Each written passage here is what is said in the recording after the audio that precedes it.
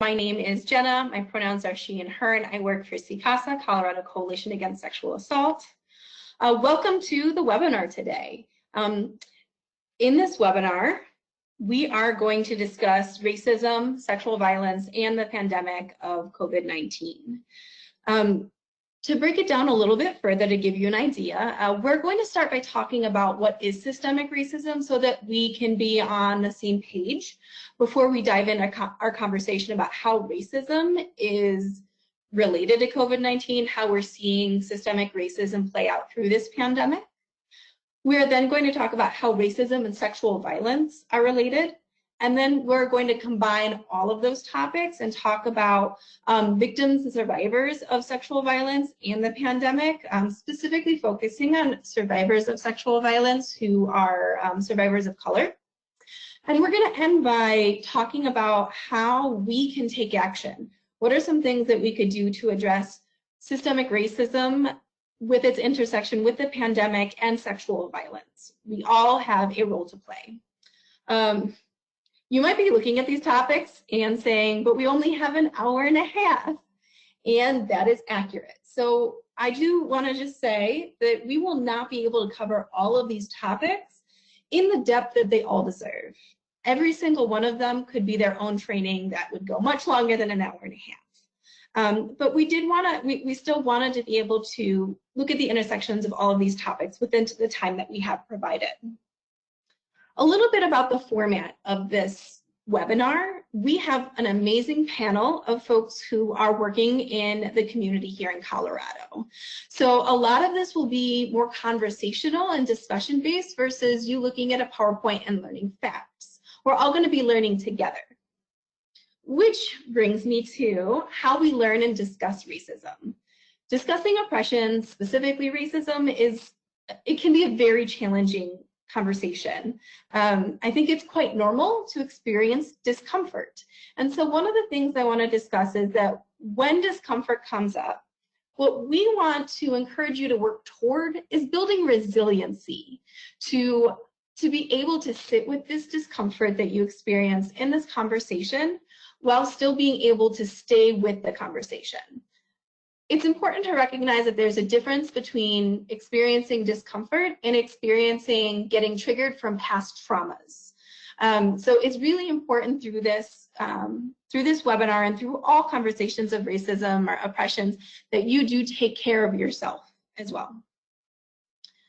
I would like to ask for us to practice in cultivating an openness to learning. Oftentimes when we talk about identity, when we talk about racism specifically, defensiveness comes up. So it's important for us to acknowledge defensiveness. It's a normal human trait that we have. It comes with the territory.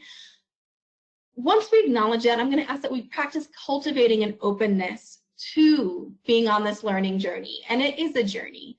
Regardless of what identities we hold, we're constantly going to be learning about other folks who hold other identities, as well as people who hold the same identities. So it's important to have humility in our journeys and recognize that all of us are learning.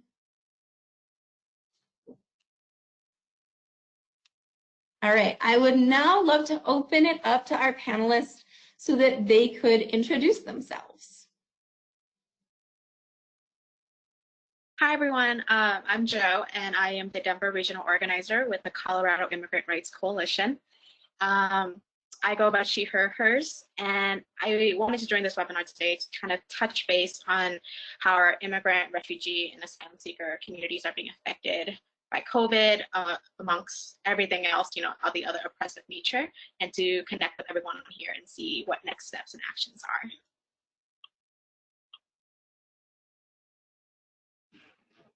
Hi, everyone. My name is Zonya Dawson. Pronouns are she, her, hers. I am the Victim Advocate Coordinator with the Asian Pacific Development Center. In my role at APDC, I oversee our advocates and our interns. So what I'd really like to bring to the table today is their stories of working with survivors of sexual assault, domestic violence, other crimes, and also the rise in hate crimes we're seeing in the Asian American community throughout this pandemic. Thank you. Hello, my name is Newman Lee, and I am the Victim Assistant Director at the Asian Pacific Development Center. Pronouns are she, her, hers. I want to thank CICASA for inviting APDC to be part of this discussion, and it's definitely a needed discussion at this point in time. For me, I think this is prevalent to a lot of the work that we do as service providers in understanding intersectionality and how this is a time for us to really reflect on the gaps that we are seeing in communities and how it's being widened due to what's happening. And so hopefully this discussion can create a more deeper dialogue for everyone. And that's kind of my reason for being here.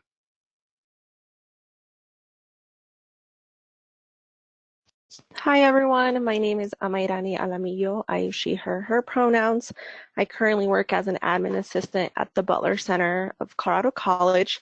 Essentially, we engage in the principles of diversity, inclusion, intercultural exchange, equity, and empowerment for the CC community. And I'm here today as an advocate and a clinical intern speaking about my experience working with survivors of domestic violence, sexual assault, and human trafficking.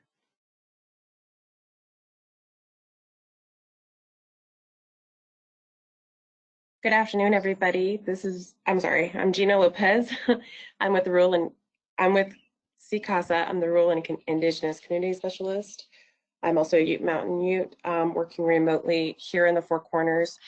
And I'm here to talk about an aspect of this coming from Indigenous communities and Native American survivors.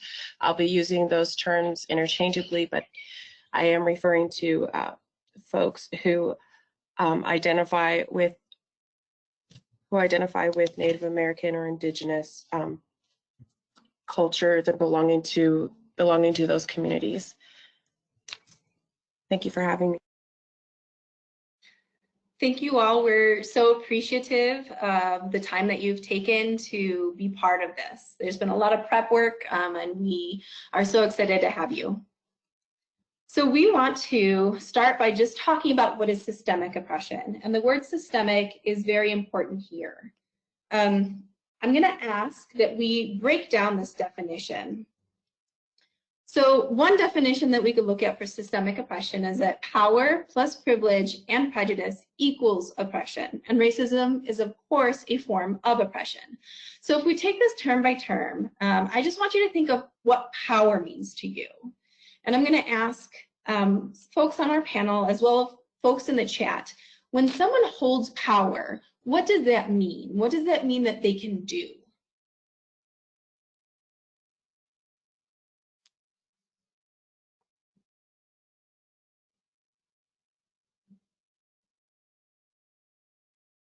When you have power, what kind of things are you able to do with that power? So we have some folks in the chat box mentioning control, what they say goes, they have authority, perceived or actual, control over resources and choices, they can make decisions. When they speak, people listen and don't interrupt, they intimidate, exploit others. Money, if you have power, you have options, receive deference by other authority figures. Influence, they have control over all decisions, they can change things, they can navigate systems better opportunities, and exploitation. And these are all great things. And I'll turn it over to the panel now. Great, thank you.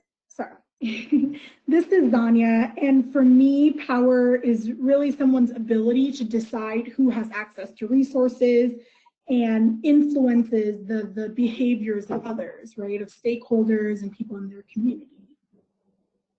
Absolutely. Yeah, so access. Some of the key terms that I heard: having control, and you can control resources, you control choices, you can create barriers or take down barriers that have to do with access, giving people options or taking away options.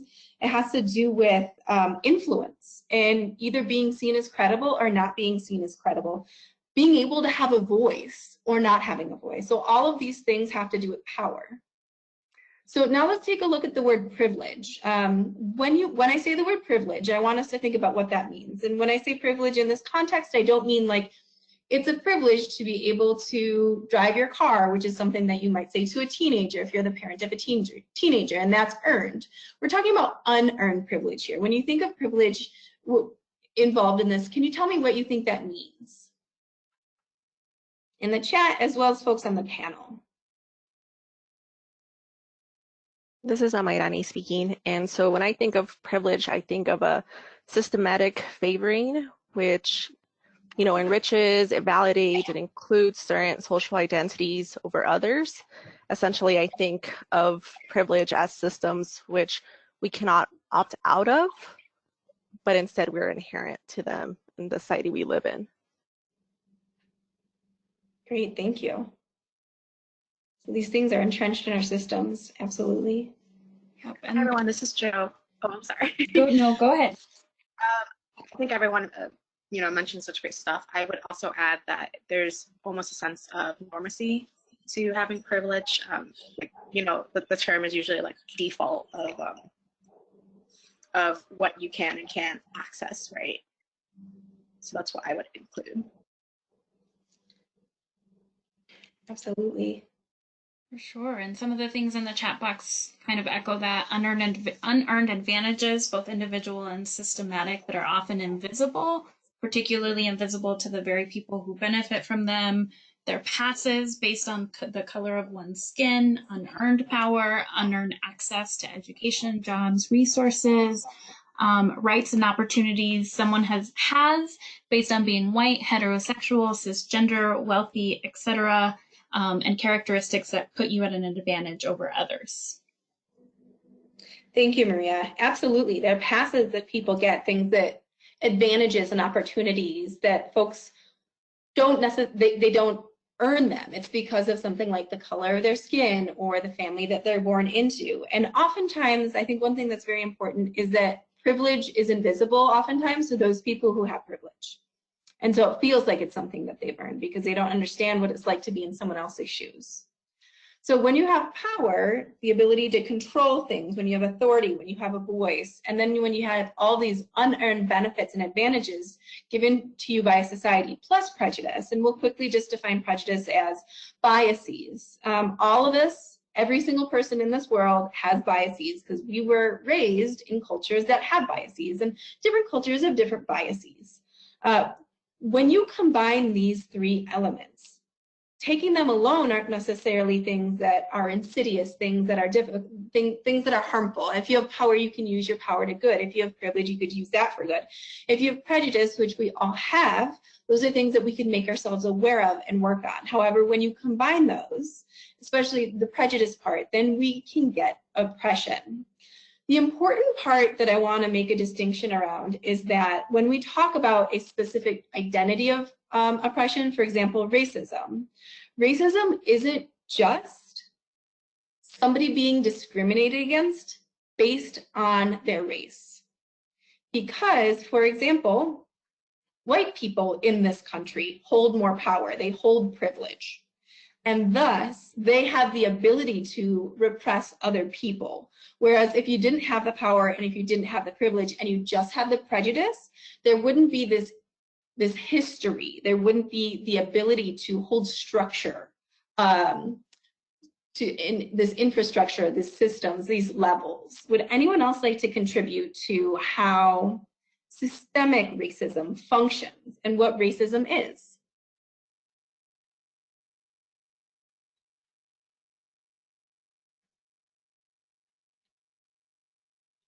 Hi, this is Newman.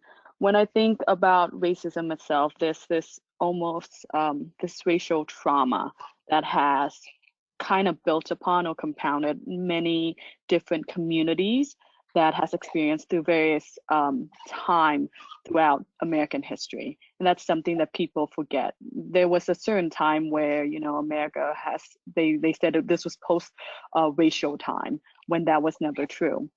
Fact is now, during this time, we're starting to see it really at its height, but it's always existed in the sense that every marginalized community has felt this form of racial trauma, and it's a collective trauma that we're all sensing within those communities. Thank you.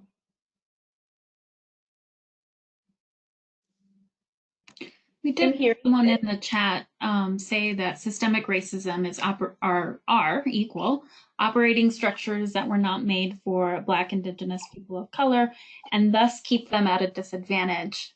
We also see cultural norms meant to exclude other races, like holiday traditions, media access, etc. Absolutely. So it's entrenched in set systems, including the systems that produce what holidays we have and that what we celebrate.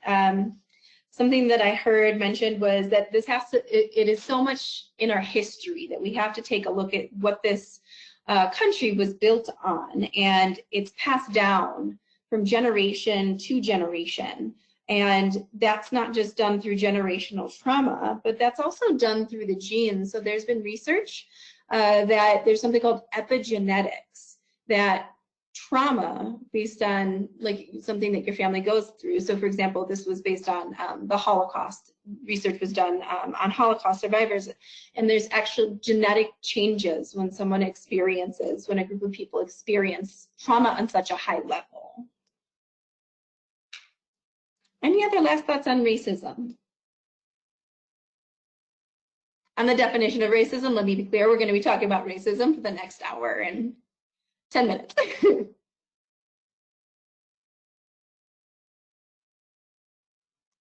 All right. So one thing that I do want to be clear on is that we're talking about how racism is functioning in the pandemic during this webinar, but racism has always existed in the United States. In fact, this modern day country was built on a foundation of racism. It was built on the backs of slaves. It was built on the forced removal of Native Americans, broken treaties and policies. It was built with Japanese internment camps, diseased blankets. We see over and over again policies from the birth of our country who have the right to vote and who currently has the right to vote.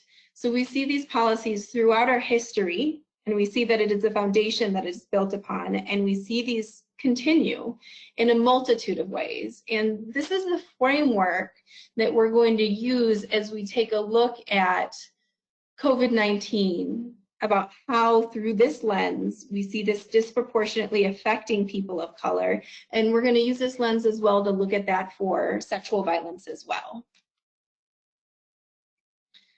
One quick note on language. I think oftentimes people, what I have heard and what I've heard other people say as well, is that people use the word minority when they're talking about, for example, a person of color or somebody who holds an oppressed identity. And one of the things that I'm gonna ask is that we clarify that. Minority has to do with being somebody who is not in the majority. So I really like cats. So let's say we've got 10 orange cats and one black cat. That black cat is in the minority. That doesn't necessarily mean that in the cat world that cat is oppressed. So it doesn't matter if you're in the minority or the majority necessarily. It has to do with this history that we are discussing. It has to do with who is underserved and lacking because there's been discrimination and there's prejudice against them. Who is living on the margins because our systems that have been created to hold and repress people who look or hold identities that are similar to others. Does anyone have anything that they want to add to that?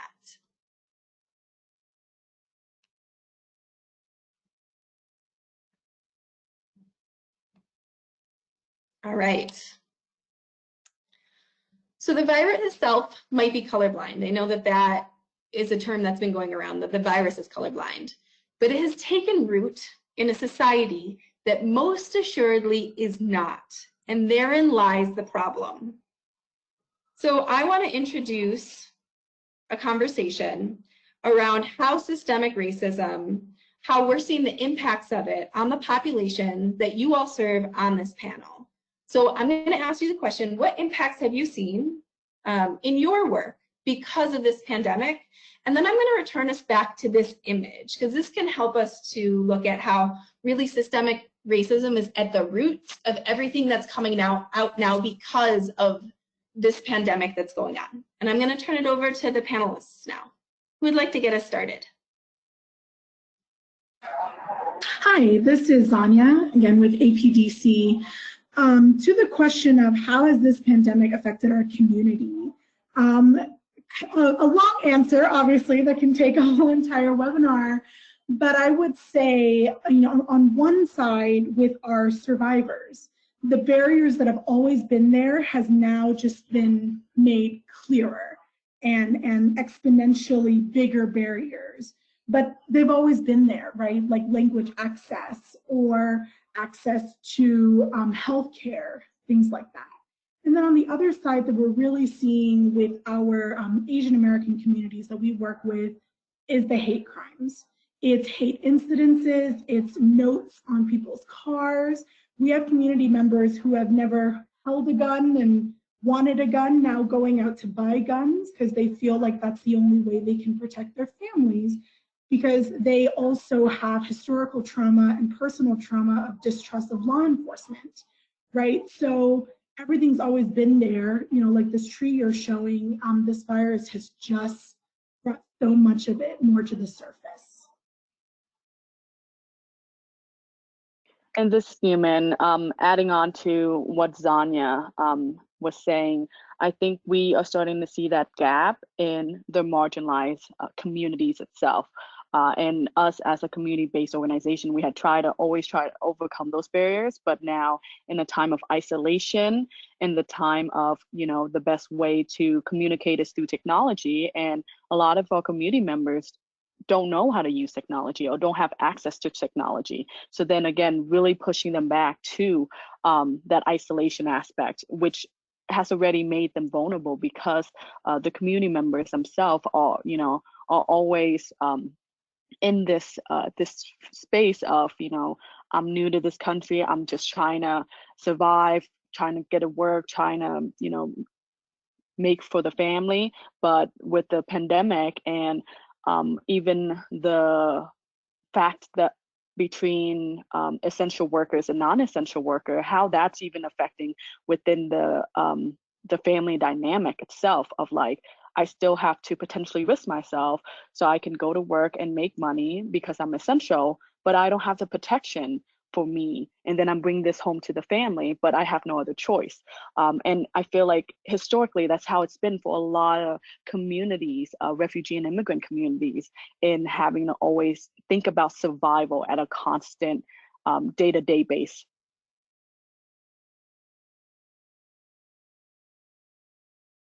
Hi, Oh, no, I'm sorry, go ahead.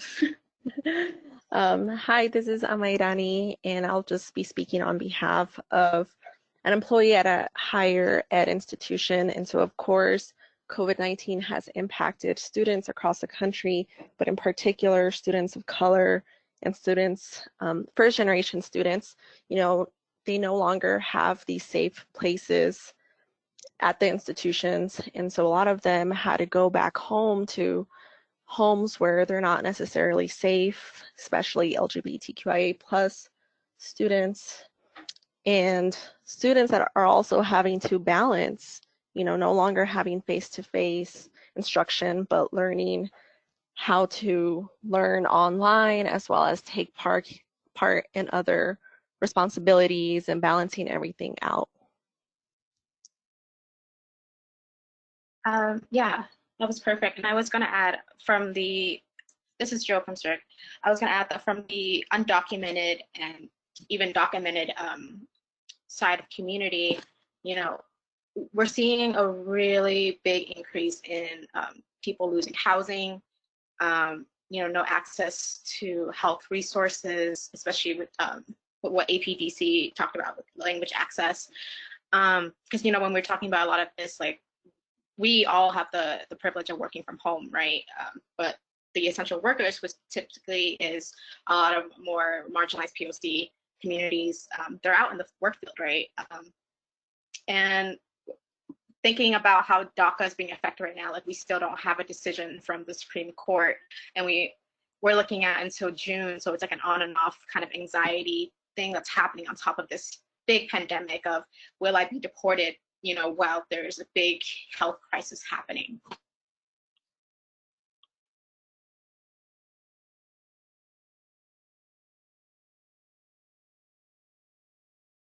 Absolutely. And so I'm hearing that there's some trends in all the things that you're seeing.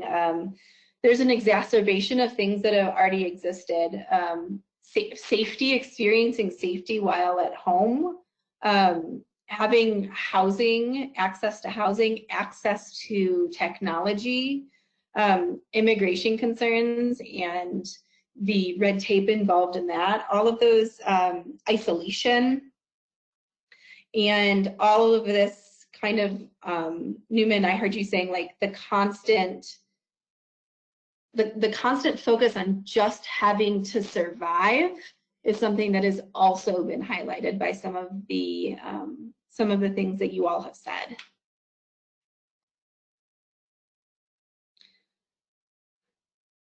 One thing I would like to highlight is when we actually looking here at Colorado numbers. So this is from about a week ago. They update this on a daily basis every day at 4 o'clock. Our public health website, it's on the bottom of the slide, updates the information of how many people have cases, how many people have died, how many people have been hospitalized by age, by county, as well as by race. So not every state is collecting information. In fact, I think when I last checked, it was 35 states. As of the end of April, there are only 35 states. So if you take a look at this, I've circled some things that I think highlight some of these disparities, specifically around healthcare, but also having to be part of the workforce as essential workers and not having things like PPE or the health equipment that you need to keep yourself safe, and then bringing that back to people that you live with at home. So when we take a look at this, we see in Colorado the Black population is about 4%, just under, but when we take a look at the cases, it makes up more than 6%, and it's almost 7% of deaths. And when we take a look at Hispanic folks here in Colorado, they make up almost 22% of the population, yet 35% of the cases. When we compare that to white folks here in Colorado, white folks make up about 68% of the population, yet only 36% of the cases. So why do you all, folks on the panel, what are your thoughts around this?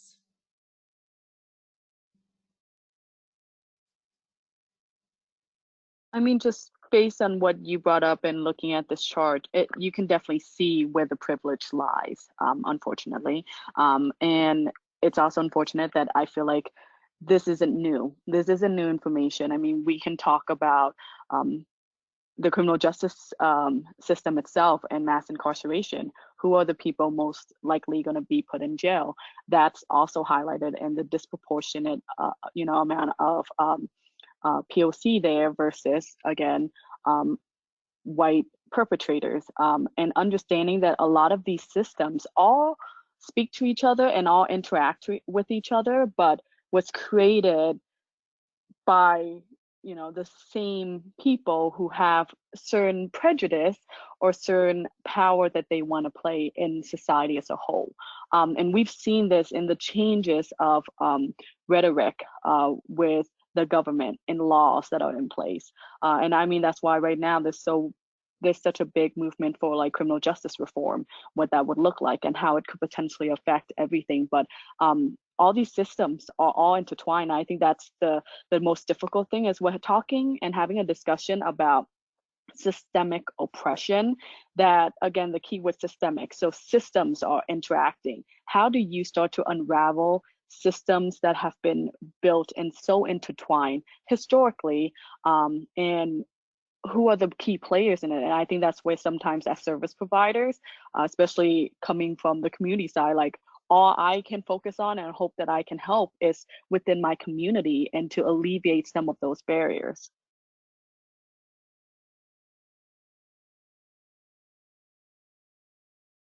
Thank you. All these systems are they're so intertwined, they're so entrenched, they're so connected, and they have such deep roots in everything from this, in this entire country and its history. What are some of the systems that you have seen? I've heard folks mention housing. I've heard you mention immigration. What are some of the other systems that you're seeing at play here that are leading to disproportionate effects in people of color because of the pandemic.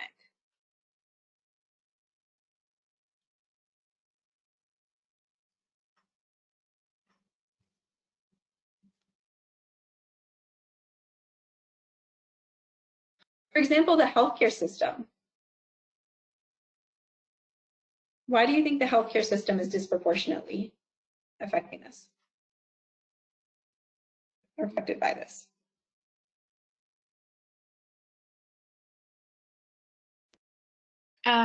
Speaking from an immigrant perspective, when you think about those who are undocumented, they don't have access to Medicaid or Medicare or any kind of insurance, and that does prevent folks from seeking out any health professions, even when they have a simple cold, or especially when you're undocumented, you don't want to go to a lot of these places where they have your data that could be accessed by ICE. So that's something I've been seeing a lot. I would also say, I'm going to switch gears a little bit, so I'm sorry, in terms of employment, because they're at the front line of things. Like, that's one of the biggest systems that that folks are being affected. When you're hearing really all of the farmers and the unions up there, they have the highest counted death rates right now happening, right? And why is that? It's because they have no protections or anything like that. But for the longest time, they had no protections.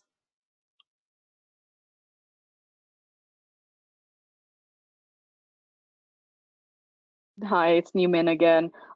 Just to answer your question, Gina, if you want to jump in, feel free to do so. But I think for me, when I think about another system, I think about education. We talk about education, and it even ties in with housing. About there's better education in certain district than other districts because of we talk about one location being lower income than another, and so the school there may not be as good, and so we have kids being enrolled in education and just having to whatever I guess go through what they need to, but not getting the same equal opportunity as others in higher income places. And this ties in with the housing of where the family can afford the housing. And we have a lot of immigrant and refugee communities where we have 1 or 2 rooms share with 7, 8 different people because that's what they can afford. And to understand that in itself creates vulnerabilities within the family structure, as well as just how the next generation is going to be raised with the lack of education or access to even technology for that. Because we know now, heading into summer times, kids are returning laptops from schools because they're no longer in school. So now we've cut off connection with these students that may have been enrolled in summer school, but now they're stuck at home with no way to access other teachers and whatnot. But that's just how it is with the education system that's been set up in certain places. Absolutely. Right, and then Jenna, I wanted to mention, this is Gina Lopez, on the health aspect. I think that for Native Americans, I think that folks that are under the assumption that we have access to free benefits like healthcare, and I think an important population for folks to think about are for the Navajo people who are really feeling the effects of COVID-19 and really those inequities that exist to Native Americans as a whole, but specifically to their population and to their communities, that if they're able to find that transportation to healthcare, and then also to understand that IHS, which is Indian Health Services, is so overwhelmed and underfunded, and yet they're being called upon to catch these cases from folks who are seeking health care for this virus, and the culture of Native Americans, specifically Navajo families, that these are multiple folks, multiple family members who live in one home. So being able to, isolate, being able to quarantine is very difficult, if possible at all. But I think what also is very important to understand that, specifically here in the Four Corners, where the border to the Navajo Nation reservation, the towns that border reservations that Native Americans do experience what's called border town discrimination, border town violence, border town racism.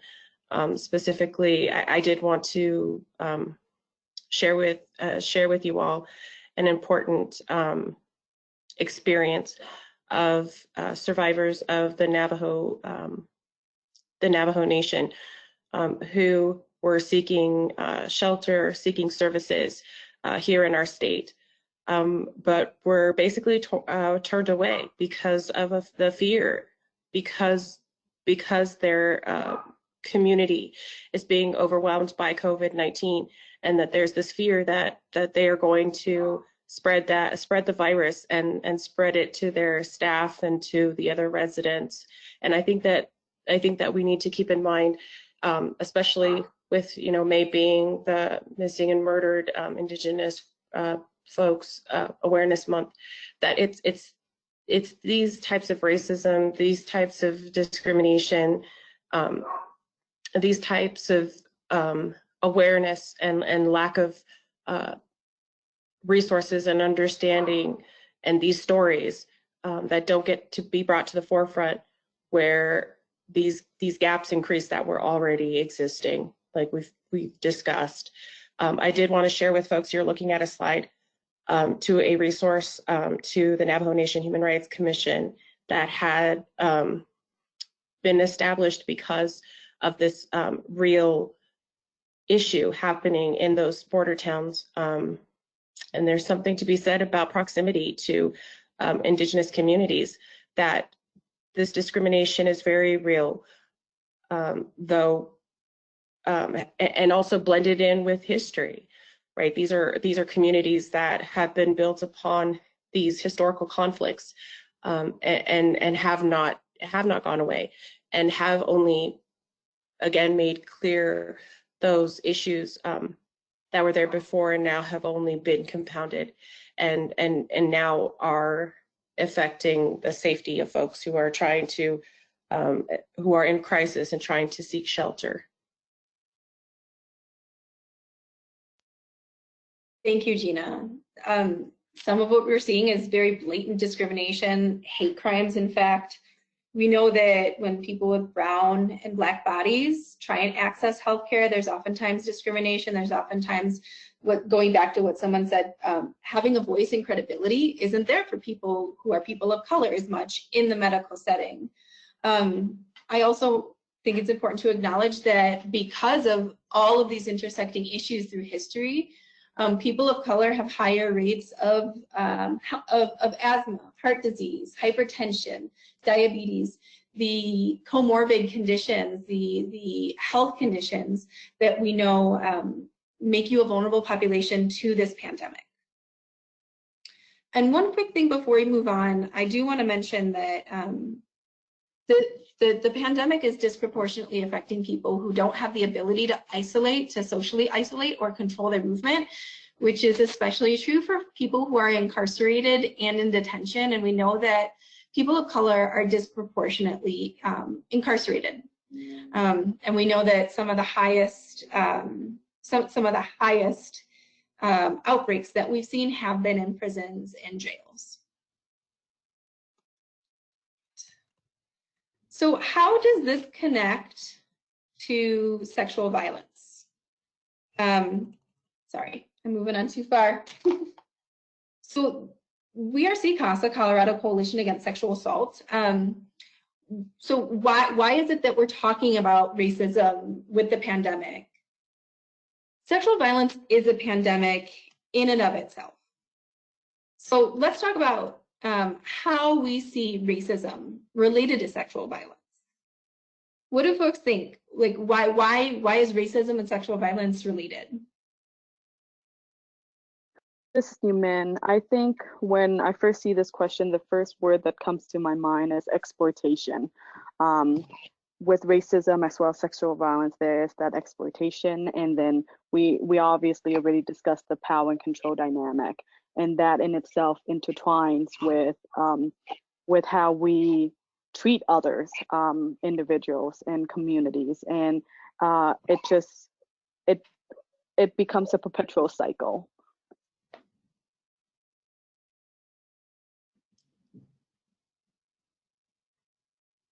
Yeah, in our country, not everybody is seen in the same light, and that differs based on their race, and people get exploited by their race, and that's a continual cycle, absolutely.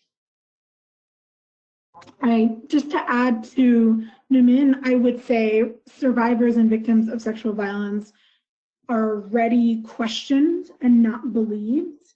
And then when the survivors are people of color, that just adds another level of that people don't think their stories are credible.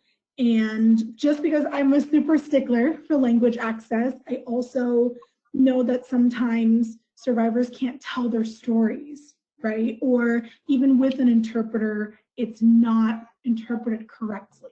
So yeah, that's my thought on it. If I can follow up on that, because Zonya made a really good point.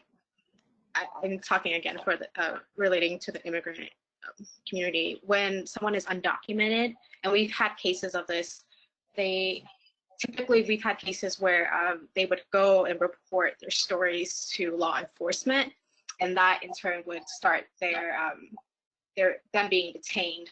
So a lot of times you also see, even when survivors are seeking help, it makes what am I trying to say?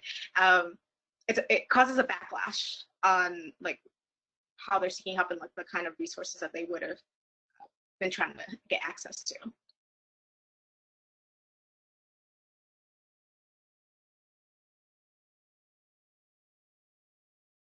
I'd like to note that a lot of the time, like children who should be viewed as children and should be responded to as children, if they are children who are of color, a lot of the time they're adultized or seen as being a little bit more complicit or responsible in whether or not they have the ability to consent, and aren't really given that space or consideration that these are children. And that's kind of something that's really concerning in terms of racism and sexual violence, is the age, the credit and the understanding isn't being given to children who are of color versus, you know, a white kiddo who has experienced sexual violence. I also want to add that there is generational trauma that is passed down in communities of color, which of course impacts the way that survivors respond to sexual violence and the impacts that that has on their overall well-being. So looking at those physical, mental, emotional, spiritual impacts as well. Thank you. And I can't help but notice that a lot of the terms and the concepts and the words that you use go back to the words that we use to define power and racism, not having credibility, not having a voice, whether that's because you don't have interpretation services or because you don't feel like you're going to be believed, or because if you do come forward, it might harm your immigration status. So we know that sexual violence can happen to anyone of any identity, but we do know that some people experience it more often than others do. When we think of that, most often people think about women experience it at higher rates than men. We also need to take an intersectional lens to that. So when we take a look at, this is from the NISVIS, National Intimate Partner and Sexual Violence Study done by the CDC. Consistently, research shows us that women of color experience sexual violence at higher rates. Also, children who are children of color experience it at higher rates. So we see here that white women experience rape at the rate of 18.8%. When we take a look at multiracial women, that number goes up to 33.5%. And American Indian or Alaska Native women, that's 26.9%. We don't have a number for Asian or Pacific Islander women, and that's because of the inability to get those correct numbers. And I don't believe that's because Asian and Pacific Islander women do not experience sexual violence at high rates. I think that the same goes for Latinx or Hispanic women and people, that I think that there are some added barriers to disclosing experiences of sexual violence. That's true for anyone, but I think there's added ones with folks from certain cultures. So I'm wondering if anyone wants to speak to more, because you definitely hit upon this quite a bit with the previous question. But how do you think, why do you think it's playing out like this? I just want to add, like you say, right, this is happening in Asian American to Asian American women and men, and why are there no statistics, right? And I think it just goes back to initially what you were saying about how even rates of COVID were being tracked and how most states weren't even tracking ethnicity, right? I think it's just about the power. Who's controlling these surveys, or who's making it a point to make sure we're speaking to all folks, right? Because we know all folks can and do experience sexual violence. So it really starts from who's even putting together these studies, right? And then it just kind of trickles down from there when folks of certain ethnicities don't show up in studies and in numbers. Sometimes others think, oh, it's just not happening, right? And they're not taking the time to have this important conversation of, we know it's happening, let's think about why they're not being counted in some of these surveys that's out there. Absolutely.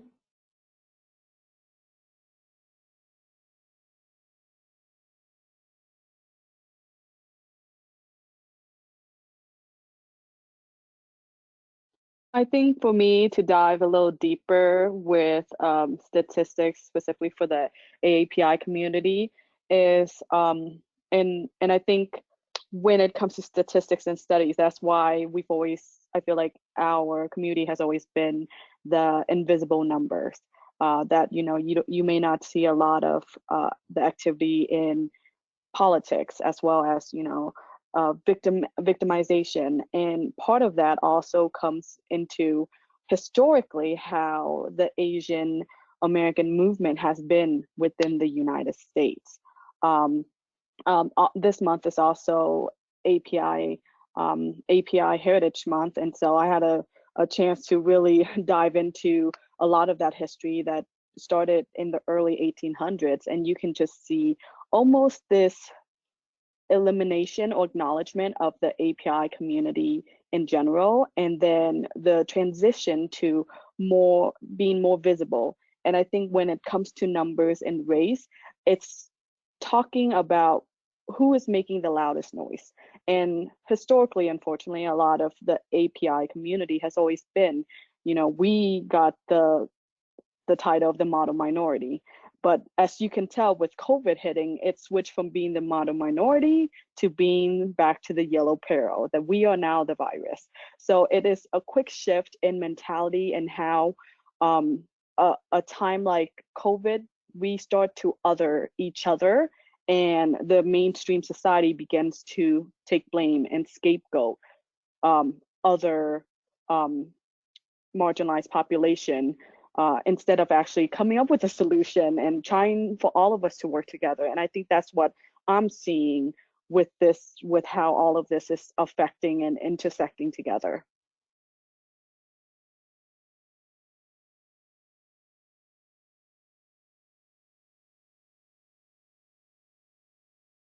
Absolutely. There are so many tools in the toolkit for oppressors, including things like data collection and scapegoating.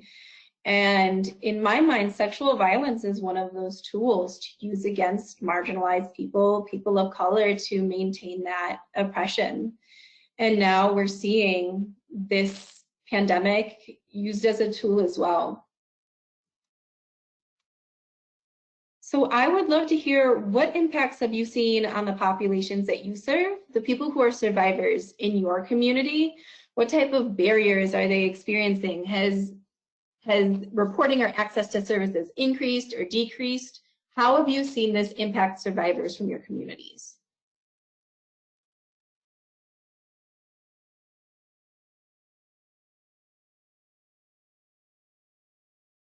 Hi, this is Amairani, so I'll go ahead and get started. So with COVID-19, it has restricted clinicians to provide in-person therapy services.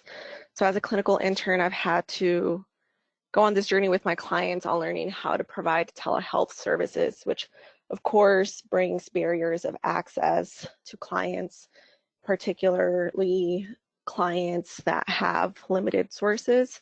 So they might have to share their phone or their computers with their kids if they're doing online learning. They might not have reliable internet. There's also been an increase in sexual assault as well as domestic violence with the pandemic. We have clients that are currently living with their abusive spouses. There's clients that also feel stuck due to losing their jobs or having slow sales. There's also been a halt, like it was mentioned earlier, with immigration as well as divorce procedures. There's been a loss in the sense of connection with having to stay at home, not really having that support system by your side. There's also been a sense of halt on their personal journeys due to having to partake in other responsibilities in the household. And so there has been an increase in clients reaching out to gain services. So right now there's a huge need of clinicians.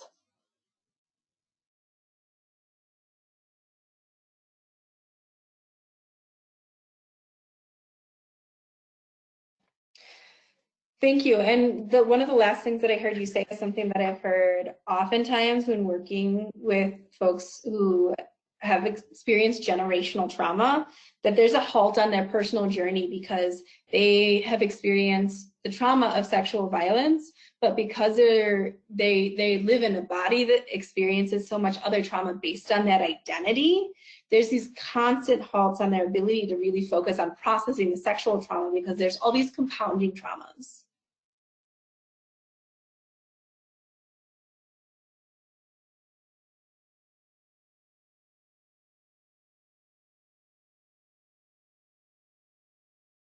Right, and then also, Jenna, like because of the virus and because of the the impacts and the hospitals and the healthcare facilities trying to render services to patients of the virus, survivors also fear though that they may have that trauma due to the sexual violence, they also have to weigh that against the risk of exposure and potentially bringing the virus home to their family, simply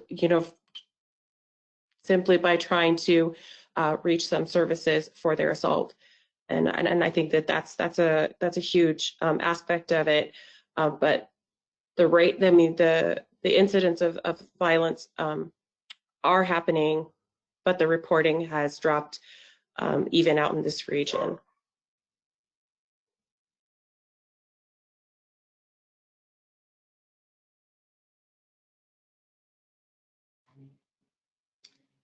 Absolutely. The survivors are having to make the choice of whether or not they're going to go to the hospital to get an exam and potentially risk themselves. Also, when it comes to court, some courts are in session, some are not. But are they going to show up in person? Are they going to get their day in court to be able to tell their story and share their voice? Do they have access to the technology to be able to do virtual meetings in court and within the criminal justice system?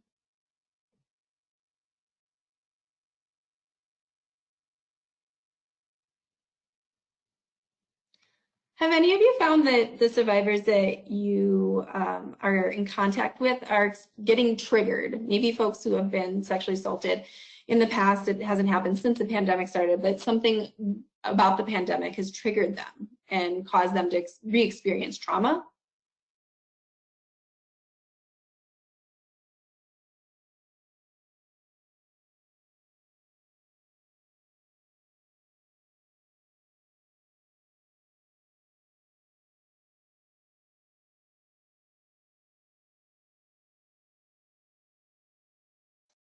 Yeah, so there's definitely been that sense of losing their freedom that they had once again gained, or feeling isolated, like I mentioned earlier, from their support systems, just the sense of feeling stuck because of the pandemic.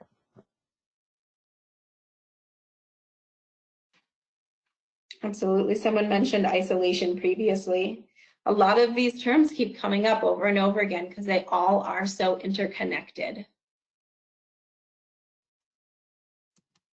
So, and we go back to this tree, and so many of these things in this tree are interconnected. So we are at 2 o'clock. I would like to spend the next 20 minutes so that when we have 10 minutes at the end for questions, to talk about, okay, we know that racism exists. We know it's a problem. We know it's being exacerbated, especially for survivors of sexual violence who identify as people of color. So what now? What do we do? How do we address these issues? Where do we start? And I want us to think about this both in terms of during the pandemic, where people are experiencing more isolation, where they are experiencing more discrimination.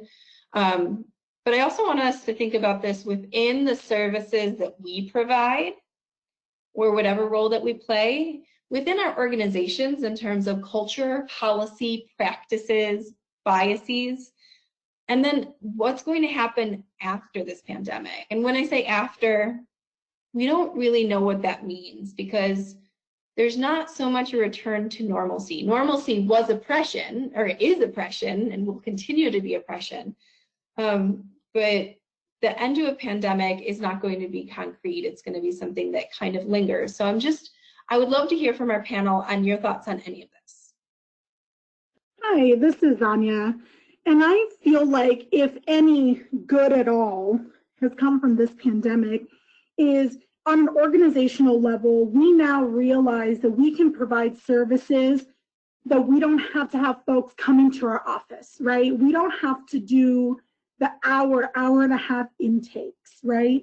We don't have to, for lack of a better word, waste the time of our survivors, versus we know and we believe, and let's move on to what our survivors need. I think we were operating at such like, okay, let's make an appointment, let's have you come in, let's talk about what you need, and go from there. And I think the pandemic's really taught us that we can just jump on the phone with somebody. If a client's comfortable doing Zoom, we can absolutely do that, right? And not having to create more barriers of transportation or childcare. So I hope that will be a big change in a lot of organizations moving forward. Thanks, Zonya, for bringing that up. This is Minh. I think the one thing that I want to make sure we emphasize is that we're still in this pandemic. So we don't have any actual studies, any actual real data on anything about what is the right way to close the gap, or what are we seeing out there, because there's no studies out there. And so for me, I'm hoping that not only now in this time we'll think of creative ways and brainstorming ways to really reach the communities and to continue that further on outside the pandemic, but to also use this time and really look at the numbers, do a longitudinal study to see who has been affected, you know, whether you're in academic, whether you're in research, that would be, you know, this would be a starting point. And those are the numbers that we need and that is needed for the community. So we know the gaps, we know the services that needs to be provided to answer those questions that we should have known already, but now it just heightens the gap again. And so I think, you know, this is a chance to really dive into those research and get those numbers that we're not sure about. Absolutely. So what do you think are some concrete ways we can support that? Folks who are on this webinar, we know that we need research, we need numbers, we need to prove to people that racism exists over and over again. One of the things that we highlighted earlier was that the state of Colorado collects information, but one of the things you also highlighted is how do they collect information? Is it in a way that's going to be accessible? Are they really collecting information that is reflecting the full picture for all people? So what do you think are some concrete ways that we could go about supporting and advocating for research to demonstrate the disparities, the disproportionate amount of folks of color who are impacted?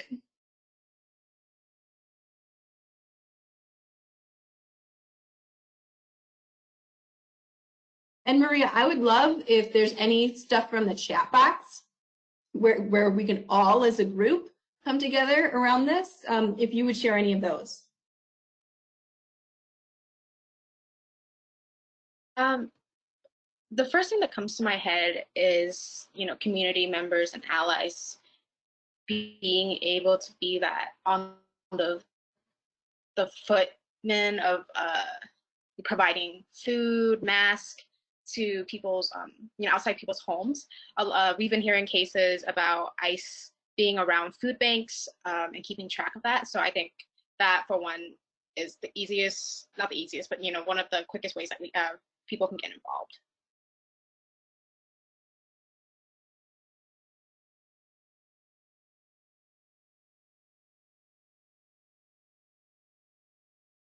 Yep, and that goes back to one of the systems. People can't access the support and the care that they want if they're constantly in fear of being detained and deported.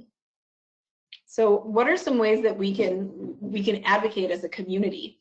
What are some creative ways where, excuse me, where people have come together to try and protect each other from that and still get the support that each other needs? Some of the mutual aid.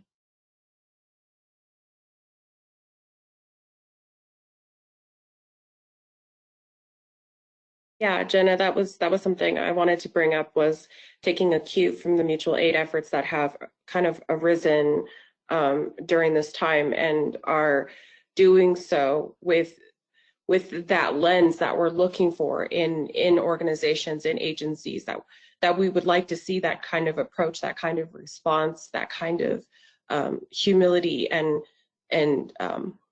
just reaching out to embrace, regardless of who you are, where you come from, not wanting to count you as a number for this box or that box.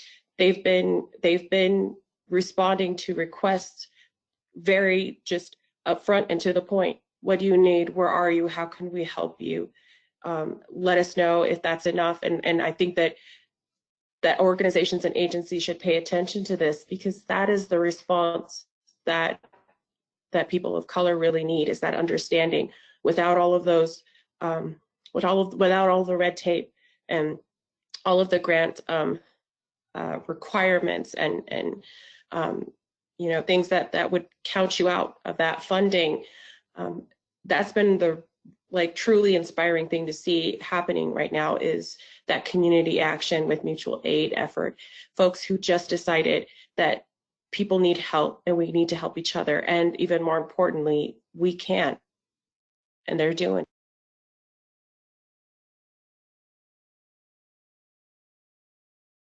If I can speak again, sorry. I guess two things comes to mind. Well, maybe even three things.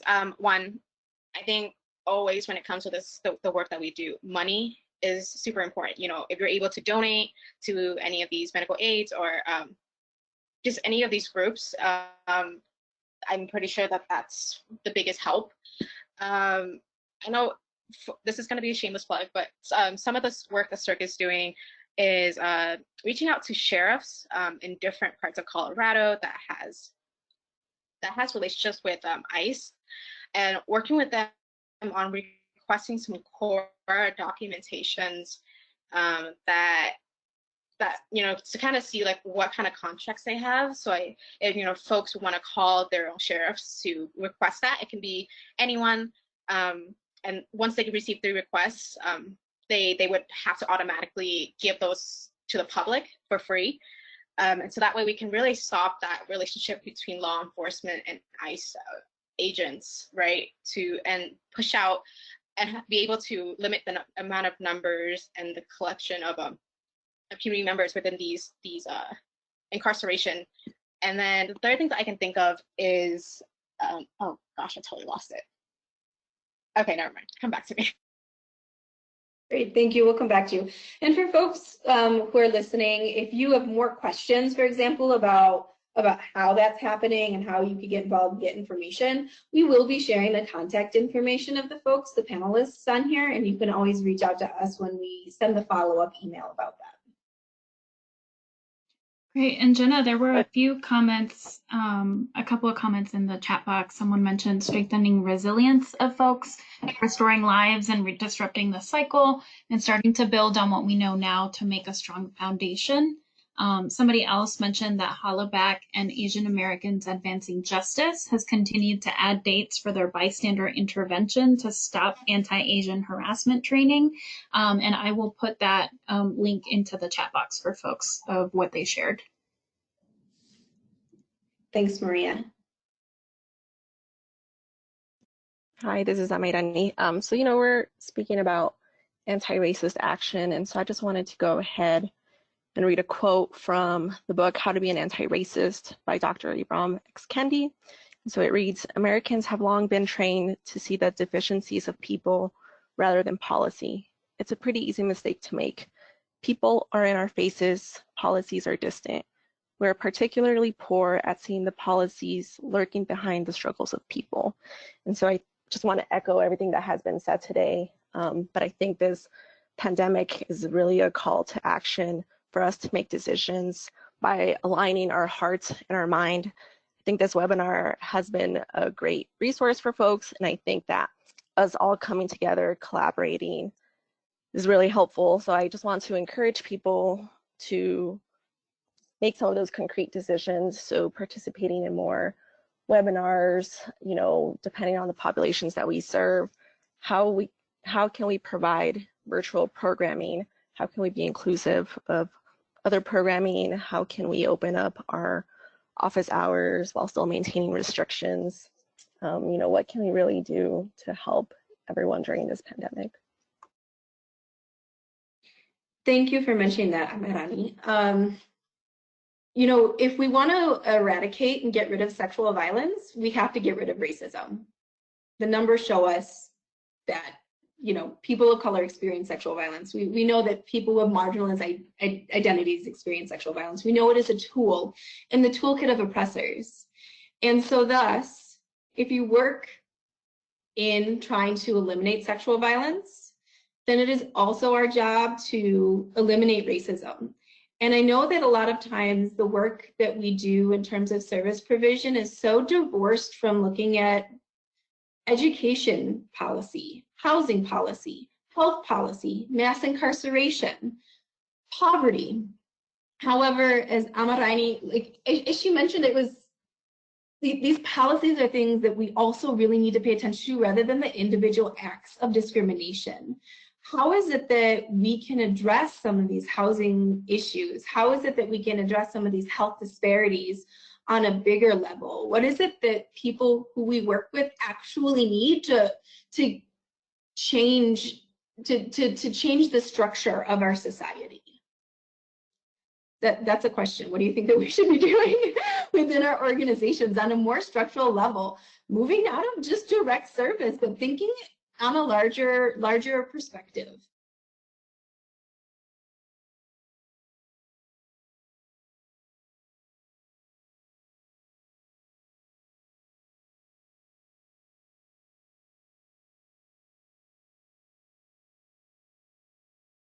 Jenna, you have to ask difficult questions, don't you, in such a short span of time. I will have to say, a disclaimer for me is that I really suck at policy. I'm not interested in it. I don't know much about it. And sometimes when you start talking in those legalese, you've lost me. I think when I think about policy, though, I think it starts with movements within communities, movements that are already happening.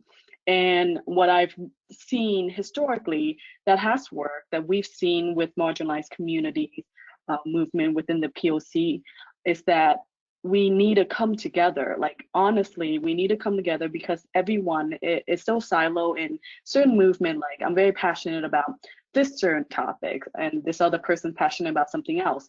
But again, we brought up intersectionality. All of it will affect your community in one aspect or another. And that's where we need to have those conversations across lines on really coming together in that capacity, because that's going to be a bigger voice versus us being segmented into certain small movements. And I think over time we've kind of lost that. And you know, we talk about collaboration, we talk about working with one agency and another, but there's not this cohesiveness where we can come together and address this issue as a human rights issue, or address this issue as just ending exploitation, ending racism. And racism is for all the people of color, not just one certain race. And that's where I feel that, you know, that's where with systemic racism, the person in power, they start to other our own communities and, you know, blame other, you know, POCs as being the issue when that's not the case. So when we elevate each other, we elevate ourselves. And that's something that I feel like we forget when we are so passionate about one certain thing and one certain movement. That didn't really answer your question, but that was just how I'm seeing it when it comes to really community building. You know, I think you 100% answered the question. I think creating partnerships and building bridges between different community organizations can really buffer against this divide and conquer tool in the oppressor's toolkit. There's so many things in our funding streams, in the scarcity of resources, that divide us rather than bring us together. And I think that's exactly what you were just saying. We really need to come back together as a community so that we can see how we can support each other in unraveling this huge root system that's been created.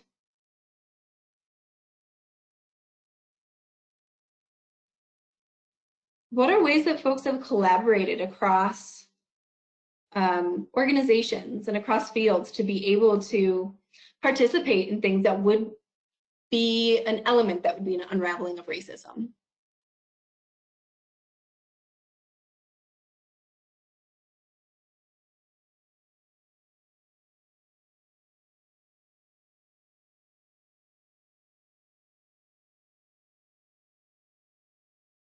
I'd like to share a little bit about a multidisciplinary approach. I provide technical assistance to a multi-tribal coalition. It's not funded, but it is made up of folks from five Indian nations, providers, law enforcement, healthcare folks, who come together across bridging communities. Because though these are all Native American communities and families, these are all separate kind of cultures and things, and the things that we've been discussing kind of these systems put us in these places where we are we and they are they. But working as an MDT, we really make those bridges happen and share experiences, share some ways in which these practices worked here, maybe these practices might work there, or how can we work together so that something working with working in your community is something like we could share in, or an exchange of services and ideas. I think that that's a really great way to bridge differences and bridging communities. among nations, Native American nations. Thank you, Gina. So as a takeaway, I really would like us to think about how we already are doing the anti-racist work right now of trying to really connect with the folks who are on the margins, who don't have access to technology as much, who don't have language access, and think about how we are really going to concentrate just as hard when this pandemic fades out. How is it that we're going to concentrate just as much if we're concentrating? Hopefully we're concentrating on that. If not, let's make that a goal, so that we are continually looking at that access and looking through this lens, and think about how we make that a cornerstone of what we do within our organizations. How can we solidify that into policy, into practice within our organizations after the pandemic? And one of those that I heard mentioned already was that we can do more remote work rather than requiring people to come in and do lengthy intakes, eliminating the barrier of childcare and transportation.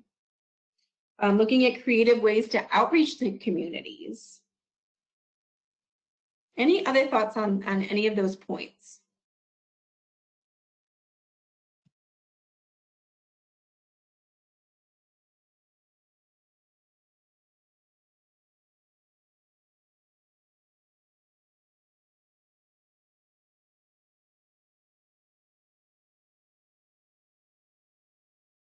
Okay, well, I would love to give folks the opportunity to ask some questions of our amazing panel.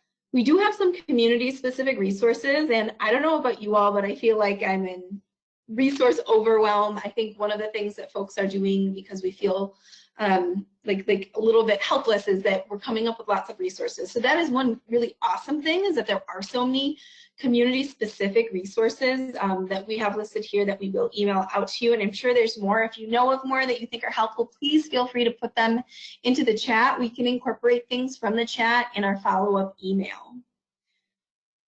Maria, I would love to switch over to our question mode and see if there's any questions that folks have who are on the webinar. Yeah, there are a few. So one person asked, in my cases, I have also seen that when language is a barrier, a lot gets lost. I know that when we use language lines, but sometimes I feel the victim can't relay the message like they would like. In court, it happens a lot, as well as when I try to work with victims. How do you all feel about that, especially with law enforcement not understanding them, or any suggestions about how to manage that? Yeah, so this is Zonya. First and foremost, if the opportunity to have an in-person interpreter is there, or even video, always try to go with that option, right? There's so much that gets lost in nonverbals, and also just, background noise and all of those things. So the phone should be the last resort in terms of interpretation.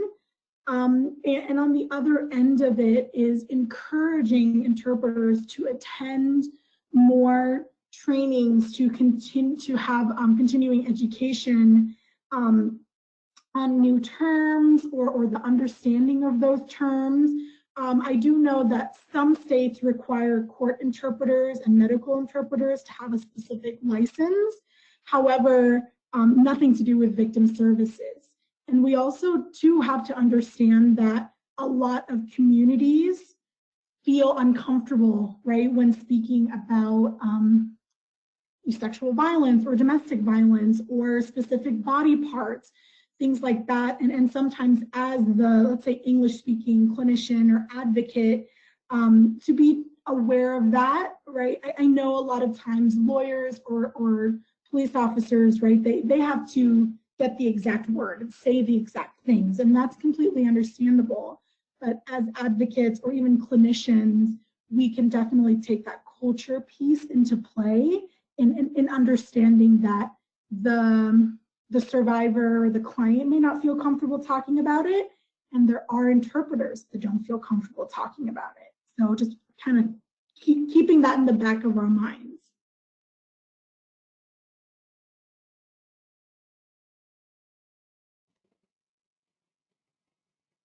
Great. Another question that came in was around resources, asking whether there are any recommendations and resources for incorporating intersectionality and conversations about race into education, awareness, and prevention programming around sexual and gender-based violence.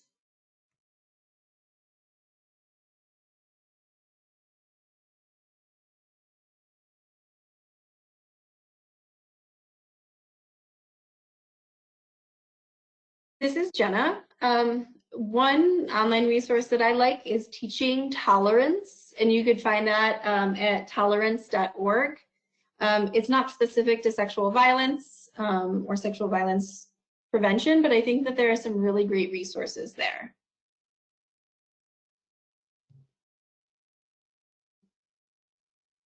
I think that's a great question. And I think that just for myself, I think that's something that I would also like to know. And the first agency that popped in my head was CICASA, because your organization has already started this type of dialogue. And I think that's where these conversation needs to occur more, whether it starts from interagency and then going to collaboration, but really addressing those needs. And that may be a gap that we actually don't have or don't know. And maybe it's something we want to create statewide or starting in the Denver metro area.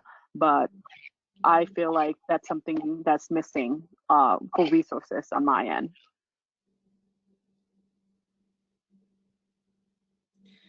CICASA does provide training, and we could do training around anti-oppression work. So if that's something that you're interested, please don't hesitate to contact me or Maria or someone else at CICASA. Well, and I did put the info at CICASA email in the chat box if you're interested in more.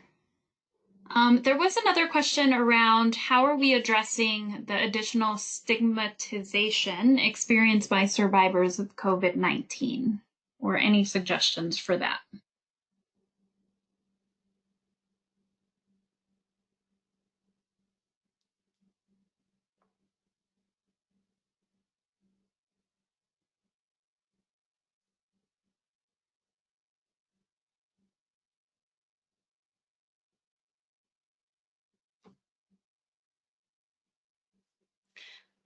Maria, would you be able to repeat the question?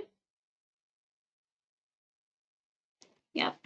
So it was surrounding stigmatization. How are we, or how do you suggest we address the additional stigmatization experienced by survivors of COVID-19?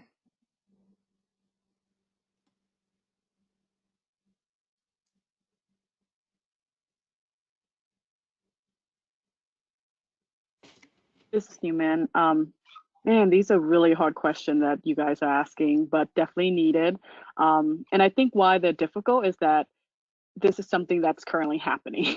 And so we don't have all the answers. And sometimes that is the best answer. But I think what we've heard from our own working with our immigrant refugee community when it comes to stigmatization of COVID is that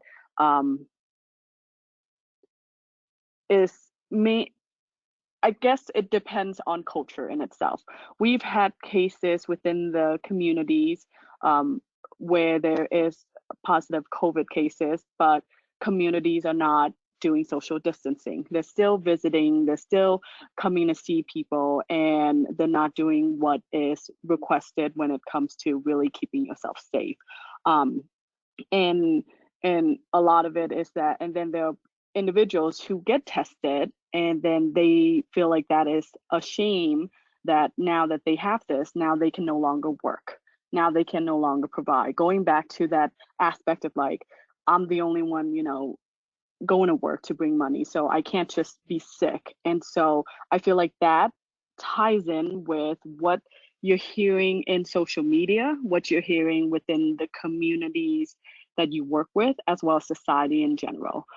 As a service provider, I think the thing that you would have to address as we build relationships with our clients is, validating how they feel, that the stigma, I can't say the word, but feeling that shame is part of it, and that it's okay to validate the fact that this happened to you and now you're a survivor and it's okay. The same thing that we would talk and that we would say to all survivors of sexual violence, DV, that to know that that acknowledgement is enough for now. But the main thing is to also emphasize safety and health, and that's what we want. We want a healthy, empowered community, and you as a community member being one of those. And I feel like that is a way to get around it, but right now we are going up against the grain with a lot of what's happening that you see in media and that you hear with communities in itself, and that's very unfortunate. But we have to try to be the positive voice of that during this time.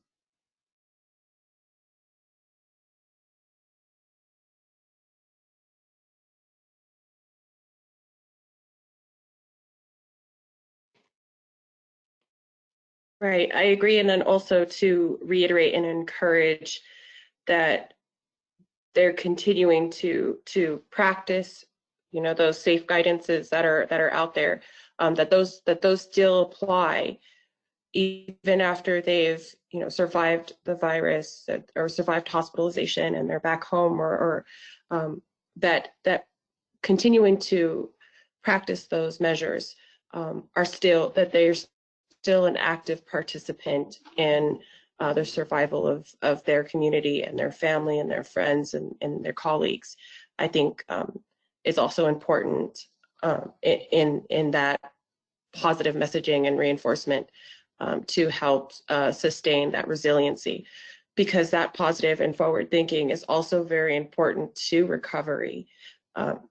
When folks start kind of living in that negative space and in that shame, it also affects, how physically their body is going to be able to, fight. So I think that it's important, as Newman had mentioned, to keep that positive encouragement piece to it, and also to tie in how these folks are also taking part in, in forward movement and protection for everybody that they care about and in their communities. I think is very important to give folks something to look forward to, that they're a part of something in life that is still important and beautiful.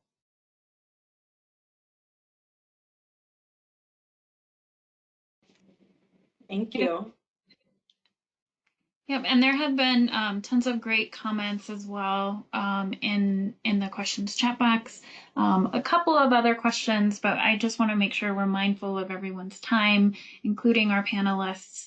And so, Jenna, is there anything that you would like to leave us with, or any of our panelists?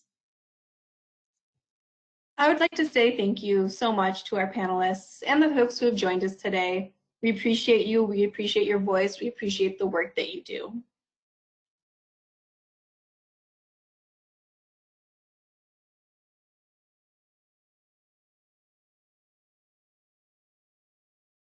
Great. Awesome. Well, thank you all of our panelists for taking the time for this important conversation. We hope that this was helpful for you all. We also hope that this isn't the only conversation that you'll have about systemic racism and ways that we can provide support and continue to be anti-racist. Let us know if there is any way that we can help support those efforts and those conversations moving forward. To wrap up, again, just a thank you to everyone for being here. I also want to let you know that I will be sending up a follow-up email with a copy of the PowerPoint. There will be a link to a SurveyMonkey that's really helpful for us to know what else we can be helpful with. And I do want to invite you all to our upcoming webinar about non-consensual pornography, a guide for victim advocates. That will be next week on Wednesday, May 27th at noon. We hope you all can join us for that or for some of our other upcoming webinars. Thank you for attending the webinar. We'll stick around for just a little while longer, but thank you and have a great rest of your day.